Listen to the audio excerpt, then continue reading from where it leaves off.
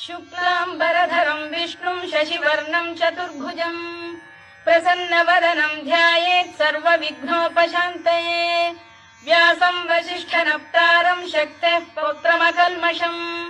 पराशरात्मजं वन्दे शुकतातं तपोनिधिम् व्यासाय विष्णुरूपाय व्यासरूपाय विष्णवे नमो वै ब्रह्मनिधये वासिष्ठाय नमो नमः अविकाराय शुद्धाय नित्याय परमात्मने